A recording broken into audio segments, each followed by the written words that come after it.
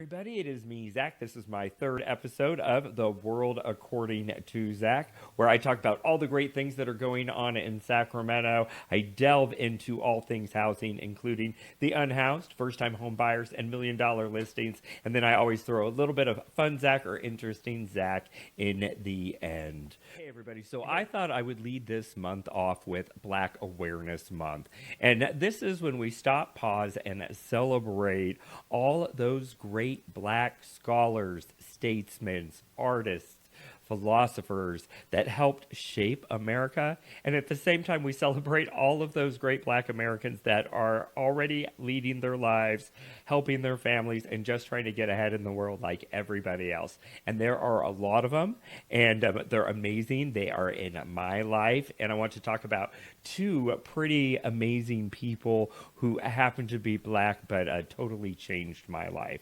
So at age 16, I came out to my father one week, and the next week I found myself unhoused. And fortunately for me, there was another great person who was also 16, and he was also living on his own and an emancipated minor. In case you don't know what emancipation is, it's when the parents give up their rights and make a minor their own adult. So both me and Jason were our own adults, and I don't know about any of you out there, but at 16, I was pretty stupid, and all of this was going down in Colorado. So I found myself unhoused with Jason in the summer. Winter was fast approaching. You don't want to be on the streets then. And Jason and a friend of his, Samantha, they always made sure that I had like food, a roof over my head, and they cared for me as if I was their own family. And they also taught me some really great values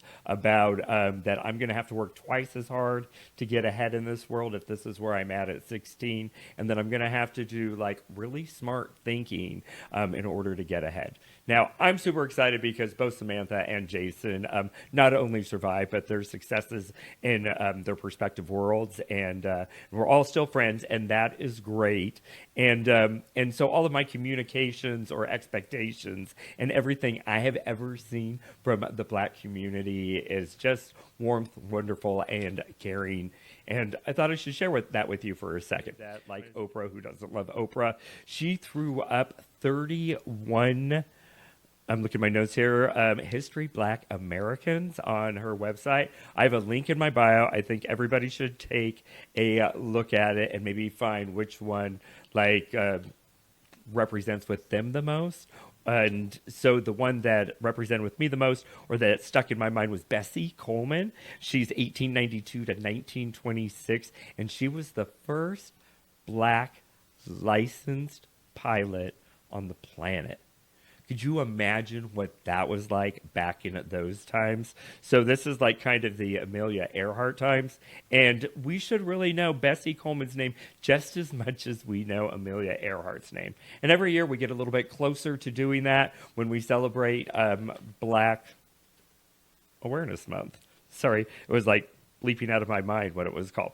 So take 10 minutes, read that article, and check it out. Be more aware, be more wonderful, be more kind. That is awesome. And that is Black Awareness Month. And my shout out to my two friends, Jason and Samantha. I couldn't have done it without you. I wouldn't be here. I wouldn't have been fed, housed, all those good things.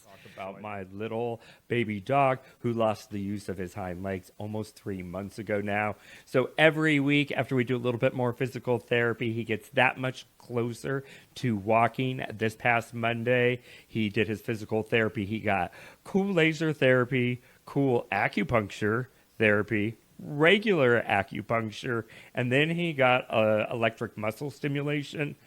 Now, I wish I could live like a king like he does, but all of these things combined with about 75 minutes of physical therapy exercises that we do every day is showing improvement and positive great things. The e-stimulation is making his paws work, his hind paws, so he's starting to feel sensation there and coordinate that with his brain. So I imagine, and he does awkward steps, but I imagine it's only days, I hope, before he is walking around normally again. The kid has so much energy. I want him to walk because he takes up a lot of time with all of that energy. So that's my Malachite update. Okay, so let's talk about all things housing for a minute, and let's talk about the first-time home buyers.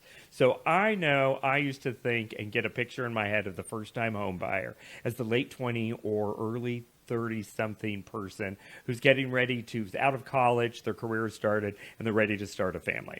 And I actually have to get out of that mindset because there are first-time home buyers at all levels now.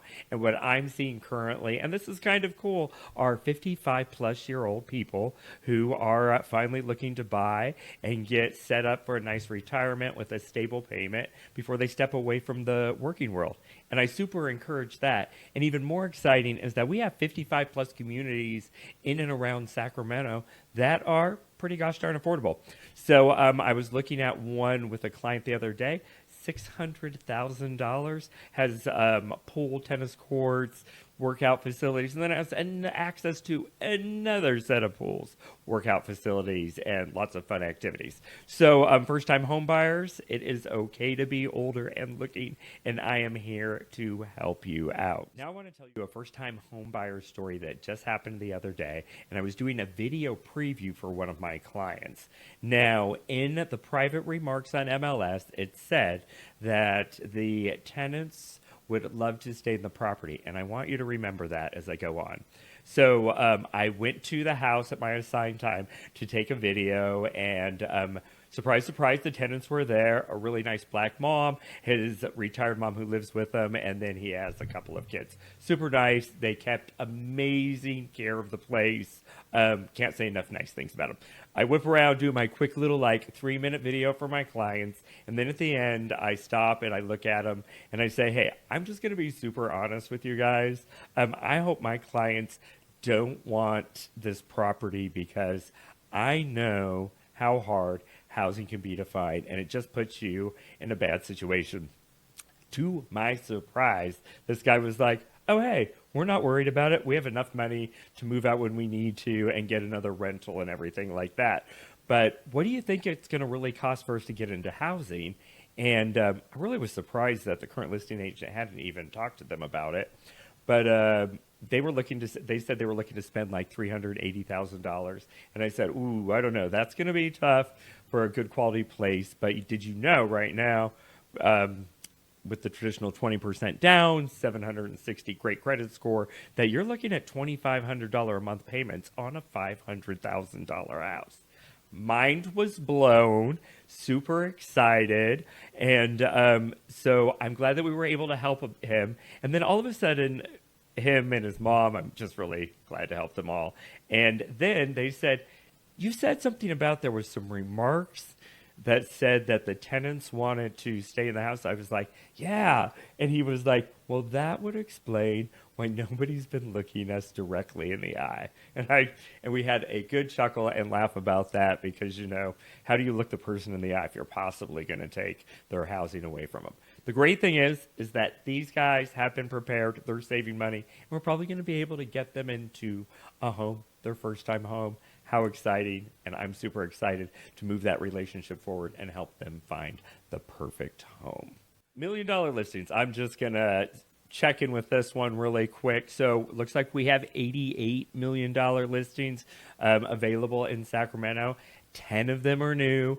I was able to scroll through 10 of the 10 new ones, and I saw 2 that just looked absolutely great. They were at $1.5 million. They were in Folsom, and they have amazing views. So I guess if you're looking for the $1.5 million range with amazing views, you can find those in Folsom. Or if you're looking for things with amazing kitchens like the one behind me, then you're going to reach out to me and I'm going to hook you up with this great property. So I wanted to talk about the unhoused in Sacramento for a moment and what we're trying to do to get on top of the situation. So I've been super active the last couple of weeks in some great things that are coming to Sacramento and steps that we are doing in order to tackle the unhoused homeless crisis here in Sacramento. And the Sacramento Steps Forward Agency with the COC board, which is Continuum of Care Board, are the ones who are leading the charge for the city and county of Sacramento in dealing with the unhoused issue. So if you remember a couple of weeks ago, it was a rainy night. I know, we're having lots of them. I went out and participated in the point in time count. Now, this happens every 2 years, and they have 800 volunteers, and they go over almost every square mile of Sacramento County, and they count all of the unhoused persons. They also give them a gift card just for being counted if they interact with us. And this year they got a $10 Subway gift card. So the first night, super rainy out. The team that I ended up with had John Bartel from Bartel's Backroads on ABC 10. So super nice guy. We ended up driving around in his car in Natobas trying to count. And he just is a truly genuine nice guy who really loves that back road stuff and likes to report on it. It was super great meeting him.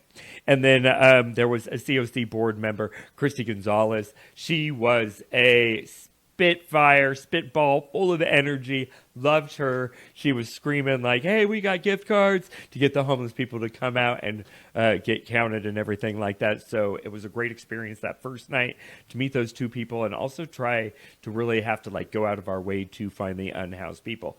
Then I went back the next night, no rain. I had a different team of 4 people. We were around Sacramento State counting, and there's a lot of freeway on and off ramps, and there was a lot of people that we were counting in a lot of encampments. Either way, it made me sad to see what people are living with and how they're living with and how they're living. And I think we could probably do a much better job about it. And I know that in Sacramento that we are trying to do so. So about a week after the point in time count, I went to another meeting that was put on by Sacramento Steps Forward and the COC board. And this was a community input meeting on an action plan that these people have devised in order to most effectively and quickly deal with our unhoused populations, right? So this is an action plan. They were getting input. I think they had 6 community meetings, which is great. They're presenting in the next couple of weeks, I believe, to the powers that be. And then they're implementing this action plan for Sacramento as early as April of 24. So I'm going to be really brief, if I can do brief, about this action plan. And so there's 2 trains of thoughts, or 2 steps in the beginning. And the first one is that if you are already housed, Sacramento wants to keep you from becoming unhoused. At whatever cost, we really have to do that. Because the moment somebody becomes unhoused, it is that much harder and that many more steps to get them into permanent, stable housing. So those that are already housed, we're going to try and keep them there. Now, those that are unhoused, they've kind of done about a 9-step plan. We're going to try and really go through it. And what they're doing is they're kind of putting people into buckets so that we can better deal with them, because there is no one answer for everything, but there are major buckets that we need to address and ways that we can better help them. So the first one is going to be the coordinated access system, and this is 211. So basically every unhoused person should be able to call 211, and that's where they can start and find out where all of the resources that are available to them and get them in waiting lines or on wait lists for permanent housing. 2, coordinated outreach. Let's work together with all the other agencies that are already out there and make sure that we're coordinated in what we are doing. Number 3, shelter and interim housing. Shelter housing is the 2,300 emergency beds that we have here in Sacramento to handle what they think is 15 to 20,000 unhoused people on any given night here and that. And then interim housing is sometimes medical respite housing. So a lot of people have to have procedures. They need to be in stable environments so that they can recover from that. And so they call that respite housing, and they put that with the shelter and interim housing. Then we have number 4, which is rehousing assistance. This is when we're moving people from the shelter and interim housing into permanent placed housing. This is great. This is what we really kind of want for everybody. They've got some great rental help programs that they're putting with this, as well as they're reaching out to landlords to see if they can get them more involved in the more permanent housing. Number 5 is permanent supportive housing. So the supportive permanent housing is, I believe, that there's always going to be a certain group of the population that are unable to work or fend for themselves, and through no fault of their own, they're born with a disease or they have a behavioral problem so bad that they just can't work or deal with the public a lot, or if at all. And so the sooner we realize that, the sooner that it is more cost effective for us to build housing and house those types of people, that they have better qualities of life. It costs us less as taxpayers, and that is just really a good thing. So then we have number 6, which is diversion and prevention. So this has to do with the court systems a little bit. We want to be able to make sure that people who are being released from prisons and counties have some sort of setup, right? So that they are housed and that they're not being in that cycle again of becoming unhoused, doing bad things, and ending up in prison or jail again. Then number 7 is capacity building and training. So capacity building means that anybody who has housing, we need to find out who you are and get you connected with the types of people that are going to work for you. There's a lot of seniors right now who need housing, who can't afford to live on their own at $2,400 a month, but maybe you're another senior and you can offer it to them at $900. You can both live together as Golden Girls, if you remember that TV show. But we kind of need seniors helping seniors a little bit out, and capacity building and training you, the public, and training us how to better connect everybody with it. The number 8 is integrated services with behavioral health. Behavioral health is really its own thing. Most of the time, behavioral health does need to be addressed with prescriptions, and so it's a little bit more challenging because you have to stabilize people, and that we need to integrate those services. So if somebody is having behavioral health issues and they have medical complications, we want all of the different systems and organizations working together to get that person off the streets and living a better, healthier life. And then finally, we want to do integrated services cross platforms. So there are high needs people who will be at one emergency room one day, they'll be receiving behavioral health at another, and then they'll be using another little local agency for bus passes, etc.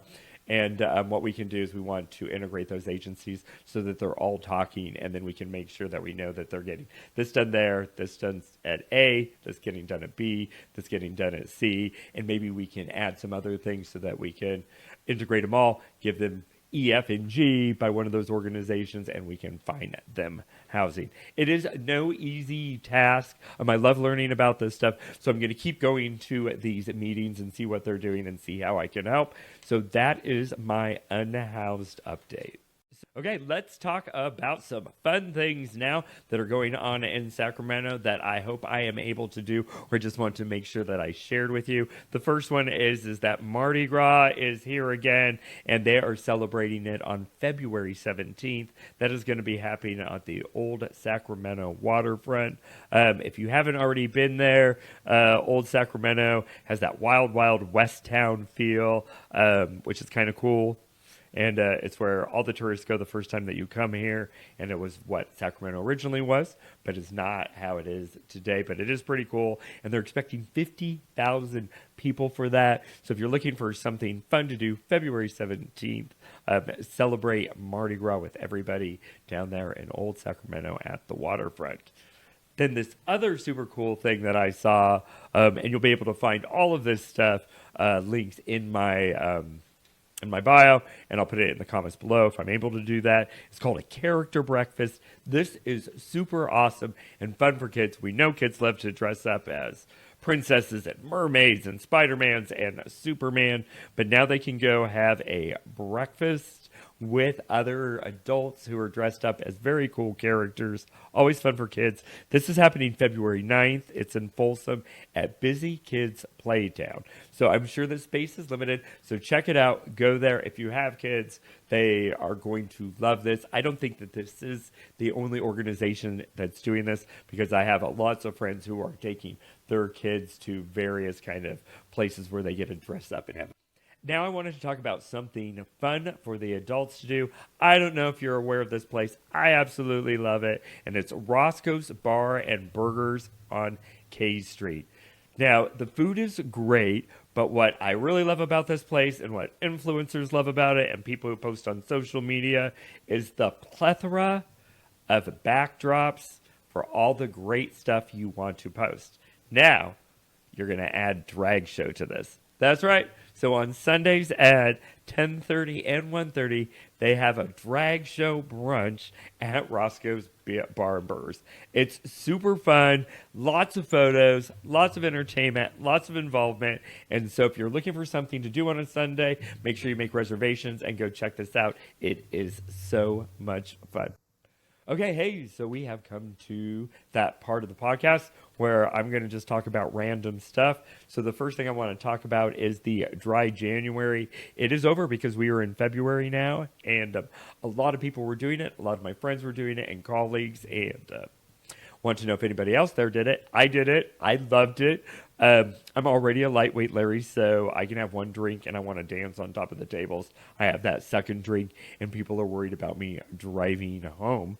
So it wasn't hard for me to do the whole dry January. And actually, I found myself a little bit more focused, on point, creative, and excited about things. So that is what happened to me with my dry January. I would love to hear what happened to you. If you were able to make it the full 31 days, if you thought about it but didn't do it, all that good stuff. There's a lot to talk about there. And then the final thing I wanted to talk about today is New Year's goals or resolutions. I do New Year's goals because resolutions, it's resolute. And then I kind of kick myself in the ass when I'm unable to do the resolution. So instead, I kind of do goals. I have like daily goals, weekly goals, monthly goals, and annual goals that I'm trying to do for the whole year. And I don't get really mad at myself if I don't get them done. But so I'll share a couple of them with you. And the first one is I'm trying to do a walk a day, and weather permitting. And so rain, go away, so I could get more of those walks a day in. And then you might already see it on social. And I'm trying to do a big bowl of vegetables or salad a day. And the reason why I'm posting those on social media when I think about it is more of an accountability thing to myself. Like, so if I post it on social, then you're my accountability coaches. And then I'm eating that salad or bowl of veggies a day. So I'm doing pretty good with it. I probably had like 5 days year to date that I have not had the salads, but lots of great energy there eating salads. That is all I have to talk and share with you today. I'm excited to see everybody again in 2 weeks, talk about some great topics that I am already working on. And I want you to remember to always like, subscribe, comment, and share. It's what makes the world go around in social media. I love your comments. Keep them coming. I'm learning lots of great things. I feel like I'm getting more and more comfortable with this podcasting every episode. But I do want your feedback, and I do want you to like, subscribe, share, and comment. That's it. That's all I've got for today, and I'll talk to you soon.